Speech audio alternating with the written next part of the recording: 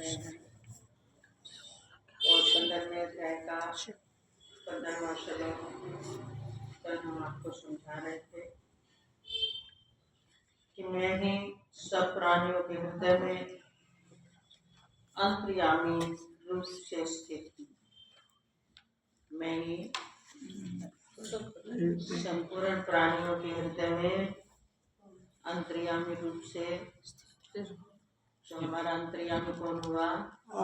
अंतर में यन करने वाला।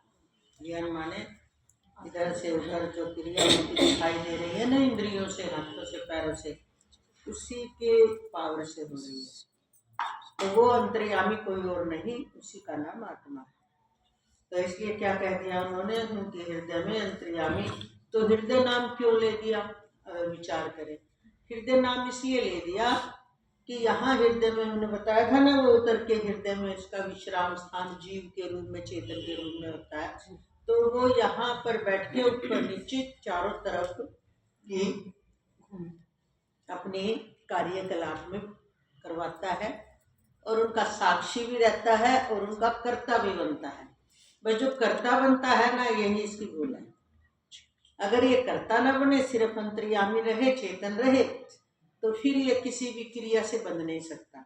यहाँ बैठ करके ये कर्ता भी बन जाता है और ये फिर नीचे के अवयवों में दौड़ लगाता है और नीचे के अवयवों में जितना रहता है उतना ही संसार फैलता है। तो संसार के लिए तो नीचे के अवयवों में जाना पड़ेगा, पर अपनी स्वरूप की अनुभूति के लिए ऊपर के अवयवों में इसकी चेतना को ऊपर आना पड़ेगा। तो ऊपर चेतना कब आएगी? जब अंतर्मुख होंगे। ऊपर चेतना कब आएगी? जब उस काल में आपको संसार की कोई वासना न सताएगी। वासना किसी भी तरह का चिंतन आया, किसी भी तरह का जो भी संस्कार हमारे अंदर वास कर रहा है, यहाँ हृदय रूपी गुफा में, गुहा बोलते हैं ना, तो जो भी संस्कार उसके अंदर पड़े हैं, ना जाने कितने, जिस काल का जो संस्कार उदय हो रखा है, वो हमें जाने नहीं देगा, नहीं ऊपर विश्राम पाने नहीं देगा। क्या कराएगा? क्योंकि कार्य प्रणाली नीचे के केंद्र है।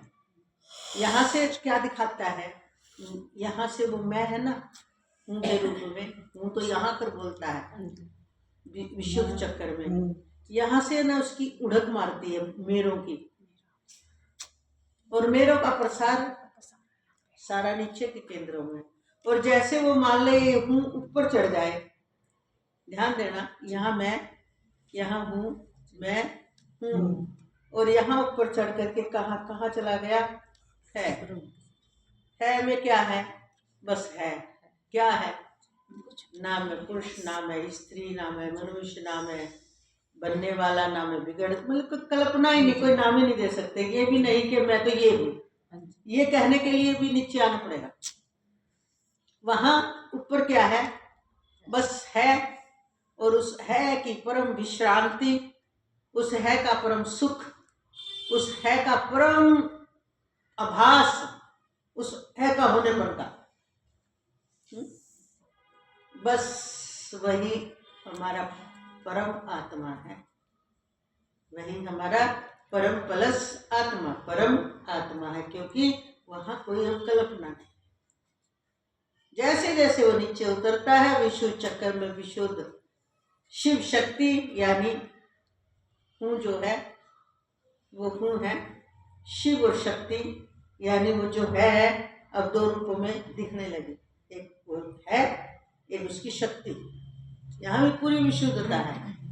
और वो उतर के जब हृदय में आई तो क्या बन गई? देखो, यहाँ तो है था, मैं, तू, यह, वह, कुछ नहीं था। यहाँ आई वो शक्ति, शिव यानी है, और शक्ति माने उसकी उन्होंने शक्ति, शिव शक्ति रही। और यहाँ आकर वो क्या बन गई? मैं। और यहीं से उसका प्रसार शुरू हुआ, मेरा।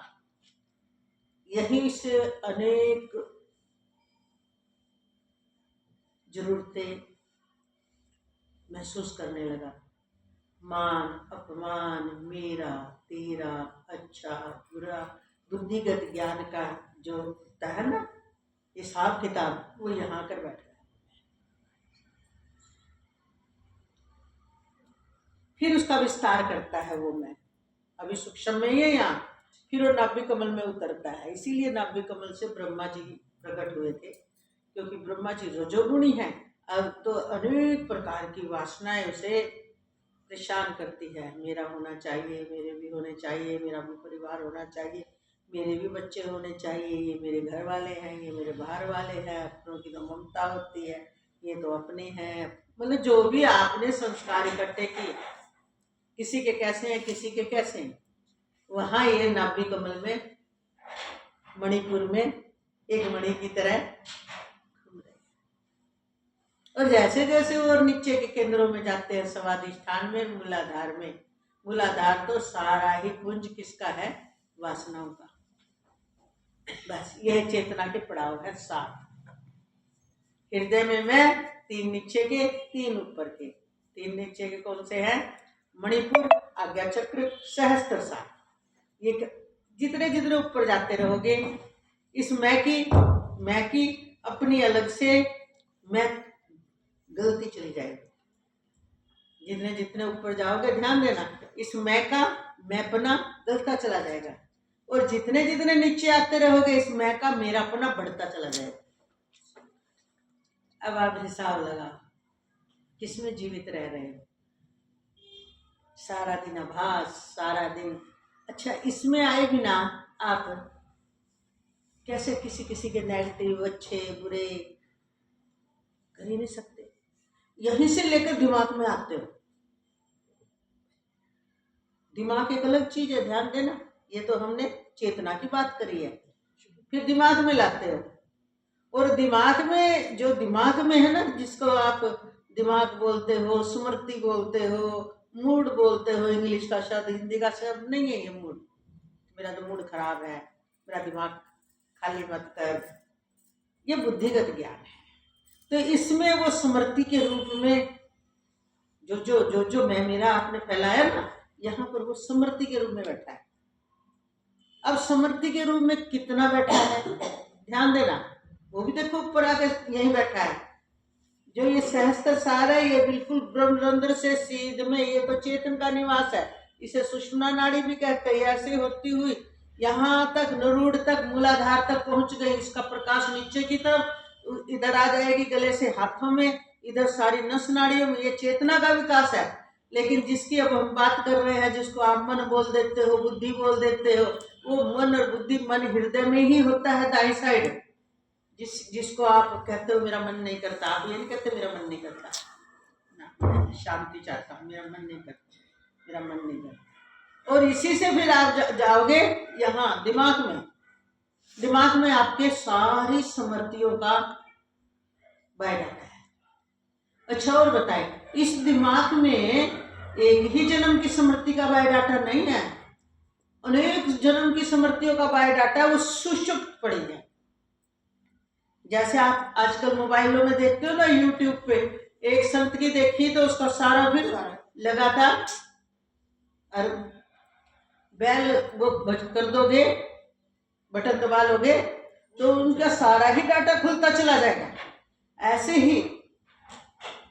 ही ये यहाँ पर एक चिप है जिसका नाम दिमाग है, जिसको स्मृति रूप दिया जाता है, उसी को बुद्धि भी बोल देते हो। उसमें सभी जन्मों का डाटा है। इस जन्म का कुछ कुछ आपका जागृत है, बस उतना ही दिखता है, और वो उसी का फैलाव रखते हैं। तो ये डाटा कब खत्म होएगा? ध्यान देना, कब खत्म होएगा? जब आप वापस अपनी चेतना को इस चैतन्य प्रकाशक स्वरूप सहस्त्र सार में ले आओगे, यानी ब्रह्मरंध्र में, और अनुभव कर लोगे कि बस यही परम विश्राम है, ये है। अब आपका व्यवहार काल में तो इस स्मृतियों का कार्य रूप रहेगा, लेकिन अंदर, आपके अंदर वो असली तत्व का अनुभव प्रकट हो चुका है। अब उस सुख में रहने की आपकी परम भावना बन चुकी है कि मैं इससे दूर नहीं जाऊंगा। अब आप उसी परम सुख में रहने का अभ्यास बढ़ाते जाओगे, बढ़ाते जाओगे, बढ़ाते जाओगे। जितना उस परम सुख में रहोगे, जितना अपने है में रहोगे, जितना इस प्रकाशक स्वरूप में रहोगे, जितना इस बनने बिगड़ने वाले से दूर रहोगे, जितना समृद्धियों का चिंतन कम करोगे, जितना राग द्वेष की कामनाएं, राग द्वेष के विचार, राग द्वेष की समृद्धियों का चिंतन और व्यवहार और बोलचाल में कम उपयोग करोगे, उतना ही आपका अभ्यास अपने, ये तो एक झलक दिखाई दी थी, ये झलक का अब आपको सुख पता चल गया है। वो तो क्षणिक जल दिख गई, किसी को मान लो 1 सेकंड ही दिखी, लेकिन जो पूरे वैरागवान हैं उनको घटना घट गई, इसी का नाम बोध है। अब वो बोध को प्राप्त हो गए, अब उनके लिए संसार क्या हो गया, होते हुए भी खत्म। जैसे सर्प का पोटली जहर की निकाल दो, सर्प होते हुए भी जो सर्प का भय है वो भी बना रहेगा औरों को तो, लेकिन अगर वो काट भी गया, लेकिन इस बात को अब देखो कौन जानेगा, या तो वो जानेगा जिसने उसकी पोटली निकाल रखी हो, या कोई सपेरा पकड़ के बताएगा कि इसके अंदर तो जहर की पोटली नहीं है। आम आदमियों के लिए तो वो वैसा ही बना रहेगा, भाई डर भी बना रहेगा, उससे दूर भी भागेंगे। और बताए झूठे उसने काट भी लिया, क्योंकि वो स्वभाव थोड़ी छोटे का फुंकार मारने की, और उसने काट भी लिया, उसको खुद ही नहीं पता कि मेरे पास अब जहर नहीं है, वो तो अनभिज्ञ है, लेकिन जिसको काटा वो भय से जरूर मर जाएगा। इसी तरह जब ये बोध हो जाता है तो या तो उनके जैसे महापुरुष जानते हैं कि ये स्थिति क्या है, या वो स्वयं जानता है। हम सर्प थोड़ी है कि हम नहीं जानेंगे, हमारी तो जागृति में है सारा। और हो सकता सर्प भी जानता हो, वो बोलनहारा जीव तो है नहीं, हो सकता वो भी जानता हो, क्योंकि सर्प की स्मृति बड़ी तेज होती है, जब निकाली गई हो जरूर जानता होगा, लेकिन फिर भी अपनी क्रिया करता है। तो अब ऐसा ज्ञानी, ऐसा बोध स्वरूप महात्मा, ऐसा बोध स्वरूप महापुरुष, संसार की जहर की पोटली जिसकी खत्म हो चुकी है, अब वो जब तक प्राण उसके प्रारब्ध के अनुसार शरीर चलेगा तब तक वो व्यवहार वैसा ही करता आपको दिखाई देगा, पर अंदर से अब दूसरी बात पे आओ।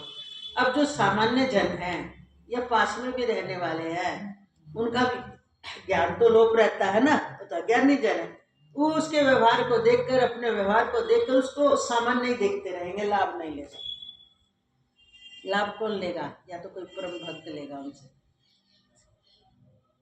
जिसका शास्त्रों का अध्ययन, जो जानते हो कि ये लक्षण होते हैं, और या उनकी महिमा को कौन जानेगा, उनके जैसा कोई महापुरुष। आम व्यक्ति अब उनको है, अगर उन्होंने जन्माना है तो थोड़ा बड़ा त्यागी से बनकर इसको ऐसे दिखेंगे, तो फिर उनके नाम क्या प्रसिद्धि होंगे, ये बहुत बड़े महात्मा है, बहुत त्यागी है, और इनके दर्शन बड़े मुश्किल है, इनके वो बाहरी ही उनकी बाहरी त्याग की, ऐसे नाटक नहीं है, बाहरी त्याग की महिमा बढ़ी हुई है, बाहरी बहुत त्याग किए हुए हैं, वो बिल्कुल एकदम समाज से अलग ही रहते हैं, किसी से मिलते जुलते नहीं हैं, और सारा दिन बाहरी व्यवहार को यूज ही नहीं करते, और उनका आहार भी कितना लेते हैं, बस जितना शरीर चलाने के लिए। यानी अब जो बाहरी उनका त्याग करेंगे, बाहरी लोग बस उस त्याग की महिमा जानेंगे, और उसी से फिर क्या बोलेंगे, ये तो बहुत बड़े महाज्ञानी हैं, ये तो बहुत बड़े महात्मा हैं, अरे इनका तो एक भी इनका दर्शन तक भी हो जाए तो बड़ा लाभ करेगा। अब उन्होंने नहीं कहा हमारा दर्शन भी कर लो तो बड़ा लाभ होगा, लेकिन उनकी अब अलग से रहने ने अब लोगों के अंदर प्रसिद्धि बढ़ाई, अब वो प्रसिद्धि बढ़ रही है, उनको कोई मतलब नहीं, और कई ये चाहते हैं कि अरे कोई बात नहीं, इस प्रसिद्धि के जरिए इनको कुछ लाभ हो जाए, पर समाज जो है लाभ लेना जानता नहीं है, लाभ वही लेगा उनको पहचानेगा। तो लाभ तो भाई जो पहचान ले, तो सामान्य भेष में भी रहकर गृहस्थी में भी अगर आपको बोध हो गया, तो गृहस्थी में भी कोई ना कोई आपको ऐसा हीरा शिष्य मिल जाएगा जो प्यासा है, वो भी परम सुख चाहता है, अपने परम स्वरूप में स्थित होना चाहता है, तो आप किसी भी भेष में पड़े हो आपका लाभ ले लेगा। और अगर आप सन्यासी बन गए हो, सब तरह से आपकी पावर है, अगर कोई जिज्ञासु नहीं है उसको तब भी लाभ नहीं होगा। लाभ तो सिर्फ वही लेगा जिसके अंदर प्यास है, उसके सामने फिर वो संत अपने ज्ञान को, अपनी क्वालिटी को योग्य शिष्य के सामने छुपाता भी नहीं, योग्य नहीं है तो बताता भी नहीं है। उनके जैसा तो कहावत है ना, भेड़ों में भेड़ होकर रह लेगा, वो छुपाता भी नहीं है, योग्य के सामने छुपाएगा नहीं और अयोग्य के सामने अपने आप को दिखाएगा नहीं। ये उनकी ऐसी रहनी हो जाती है। क्यों हो जाती है? क्योंकि उनको कुछ नहीं चाहिए संसार से, ना प्रसिद्धि चाहिए, और ये वो जान जाते हैं कि इन सब को किसी को कुछ समझ आने वाली बात नहीं है, इसलिए अपनी वो दिखानी। इसलिए हीरा किस में रह रहा है? हीरा पाया गांठ गठाया। अभी वो लिपटा हुआ है शरीर रूपी मैले की थैली में रह रहा है। अब उसके लिए ये मैले का थैला नहीं है।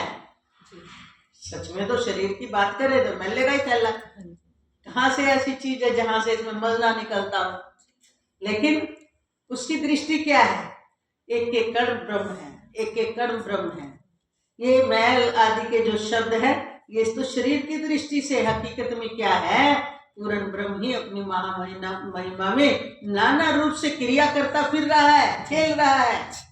इसलिए उसको हर क्रिया में रस ही आता है, पर उसकी अपनी मौज होती है, पुराना स्वभाव होता है।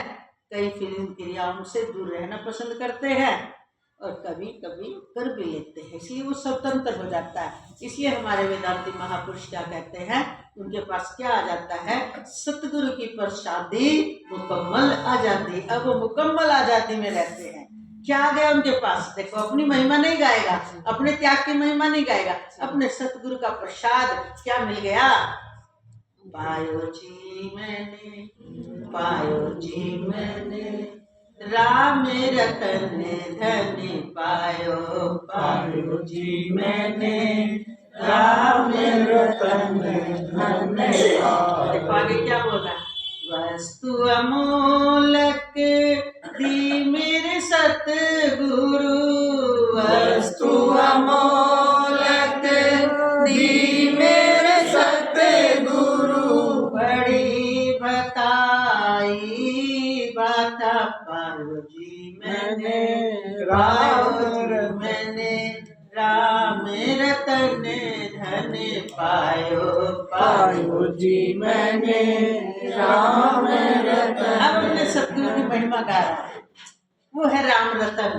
राम का रतन नहीं, राम रतन। राम कौन? जो सर्वत्र व्यापक परमात्मा है, वही तो वास्तविक रतन है, वही वास्तविक स्वरूप है, वही वास्तविक खोज होनी चाहिए, और वही वास्तविक खोज है जिसको मिल जाए। किसकी कृपा से? देखो, अपनी नहीं गा रहा, चाहे उसने मेहनत उसकी है। वस्तु अमोलक दी मेरे सतगुरु, और बड़ी बताई बाता। कौन सी बड़ी बात है? इससे बढ़कर बेटा कुछ नहीं है, कि सब संसार रोड़ा मिट्टी है और कुछ नहीं है शरीर सहित। इसलिए कभी इसमें मत बहना, इसके मान में, इसके अपमान में, इसके अच्छे में, इसके बुरे में, सब एक खेल है। इस खेल होते हुए को देख, और साक्षी भाव में जब तक तू शरीर में है, लोक कल्याण हो तो कर, नहीं तो मौन हो जा। ये बात बताई गई। अब उसमें जीवन बिता रहा है, लेकिन अपना स्वभाव हो ना, कच्चापन हो, उड़क मारती है, उड़क मारती है, उड़क मारती है। मेरी प्रसिद्धि फैले, मैं भी बताऊं 4 बात, मेरे गुरु ने सिखा दी, वो सब अधूरे की बात होती है। पूर्ण के लिए तो ये होता है, ये तो होता है, पूर्ण के लिए ये होता है। अरे सभी तो पूर्ण है, देखो ये बेचारे कैसे अधूरे होकर के संसार में भटक रहे हैं, तो उसको लगता है ये बड़ा आसान काम है, इसलिए मैं सबको, पूर्ण तो सबका स्वरूप है ना, तो मैं पूर्ण स्वरूप में सबको बता दूं कि इतना आसान है, तुम भी पूर्णता की अनुभूति करो। अब तुम पूर्ण हो, अधूरे हो ही नहीं। अधूरे तो इसलिए हो, देह में आसक्त हो गए हो। कोशिश करता है, अब कोशिश भर कहीं कर सकते हैं सभी। कोई भाई ये चीज है ना, देने की नहीं, समझाने की है। वो क्रिया अप्लाई कर लोगे, वो वैराग आपके अंदर आ जाएगा। वो संसार से पूर्ण वैराग चाहिए स्थिति के लिए। अगर आपके अंदर संसार से पूर्ण वैराग आ गया, तो आप भी उस अपनी पूर्णता में पूर्णता का लाभ ले सकते हो। पूर्णता में पूर्णता का लाभ ले सकते हो। ये बड़ा मुश्किल काम है। पहले हम कहते थे बड़ा आसान काम है, पर हमारा भी 30-35 वर्षों का अनुभव ये निकल के आया कि ये काम आसान नहीं है, क्योंकि मानव की बुद्धि में इन नीचे के केंद्रों में रहने की जो आदत पड़ चुकी है, यहाँ जो वासनाओं के कीटाणु बहुत सारे हैं, उनसे ये निजात पाता नहीं। उन्हीं के जाल में अपनी चेतना को फैलाकर उसी में जी करके, उसी में शरीर छोड़ करके बार बार नई नई योनियों में गमन करता रहता है। इसलिए मनुष्य कोई कोई बिरला होता है। इसलिए कहा संसार में कोई करोड़ों में एक मनुष्य ऐसा होता है जो अपने निज स्वरूप की तरफ बढ़ने के लिए पूरी तरह तैयार है। नहीं तो वैराग्य उसे होता है, कहीं न कहीं माया के चक्र में उसकी चेतना फंस जाती है और वहीं से फिर उसकी रुकावट आ जाती है। इसलिए यहाँ पर क्या कह रहे हैं भगवान 15वें अध्याय में, सब प्राणियों के हृदय में अंतर्यामी रूप से स्थित हूँ तथा मुझसे ही समृद्धि ज्ञान, जितनी भी समृद्धि ज्ञान है ना, और अपहोन होता है।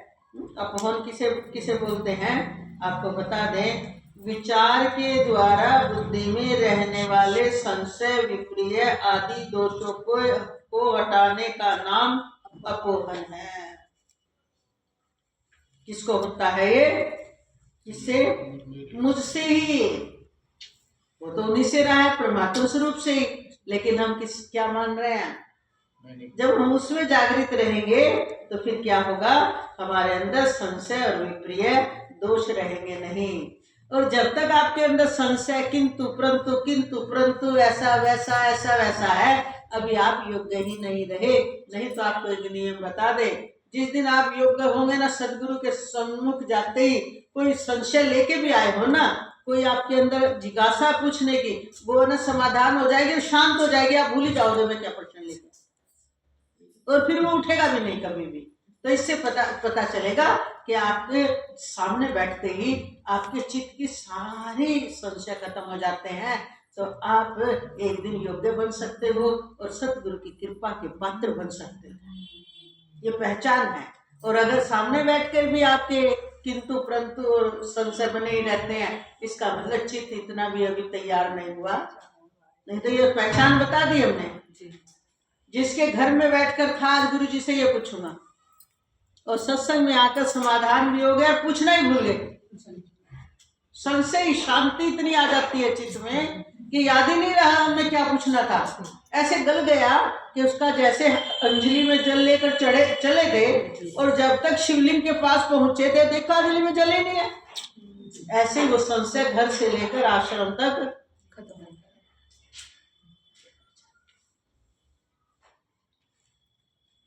आपको समझ में आ गई होगी अपोहन किसे कहते हैं। अपहनन, जो भी संशय और विप्रिय ज्ञान है। विप्रिय क्या है? ज्ञान तो सबको उल्टा ज्ञान है, सब खत्म हो जाता है। और सब वेदों द्वारा मैं ही जानने के योग्य हूँ। चारों वेद,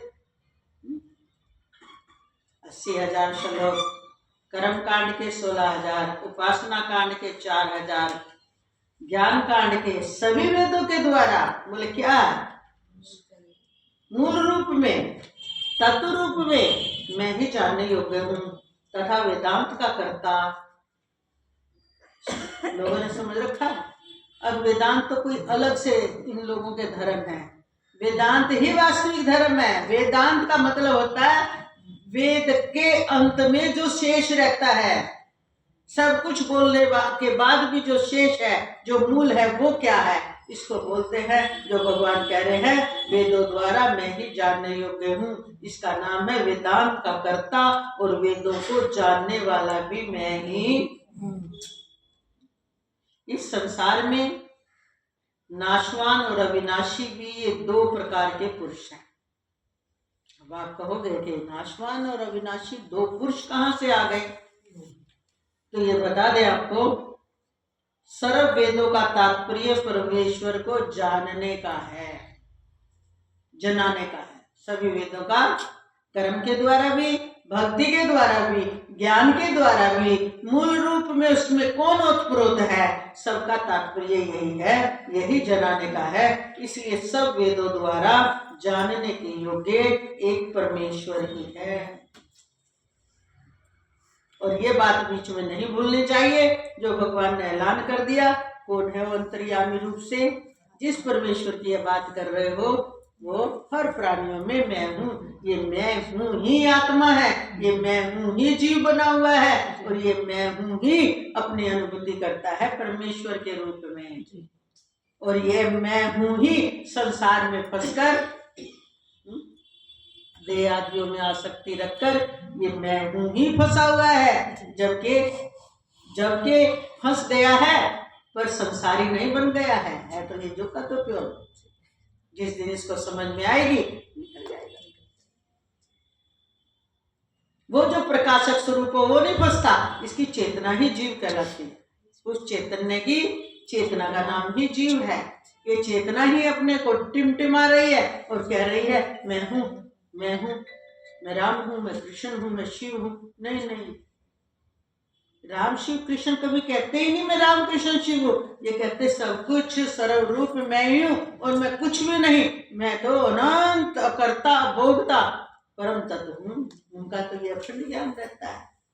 आप ही बोलते हो मैं तो सरला हूँ, विमला हूँ, कमला हूँ, शशि हूँ। आप फंस गए हो। ईश्वर नहीं फंसते। ईश्वर का तो ज्ञान अखंड रहता है, वो कभी बनते ही नहीं, आकार में बंधते ही नहीं। इसलिए ये बात कही, ज्ञान अखंड एक रघुराई। उनका ज्ञान अखंड रहता है। किसी काल में भी, किसी क्रिया में भी, बचपन से लेकर हर क्रिया में कितने ही वर्षों तक धरा पर रहे, पर उनका ज्ञान कभी लोप नहीं होता, मैं मेरे में नहीं फंसता। और ये जीव मैं मेरे में फंस गया। इसलिए ये बात कही कि जीव माया के वश में हो गया। किसकी माया? कहेंगे ईश्वर की माया। ईश्वर और जीव तो कहाँ है? ईश्वर अपनी अपनी माया में फंस गए हैं। और माया कौन सी है? ये मैं मेरे की ही माया है। अपने द्वारा अपने में एक बंधन बना लिया कि ये मैं हूं, ये मेरे हैं, और मुझे ये चाहिए, ये मिल जाए तो मैं सुखी हो जाऊंगा। ये क्या बना लिया? अपनी ही माया का सबके पास। इसलिए एक मनुष्य कर्म करने में स्वतंत्र है, तो ये चाहे तो इस अपने ही फैलाए हुए जाल से बाहर आ सकता है, और ये चाहे तो अपने फैलाए हुए जाल में कितने जन्मों तक घूमता फिर सकता है। इसलिए स्वतंत्र है। परमात्मा तो न्यूट्रल पॉइंट है। परमात्मा तो आत्म तत्व है, उसमें कभी ना आवरण आता, ना कभी वो फंसता। जिस दिन ये बात इसको समझ आ जाएगी तो अपने ऊपर डाले हुए प्रकृतिकृत मायाकृत बंधनों को तोड़कर अपने मुख्य स्वरूप में आ जाएगा।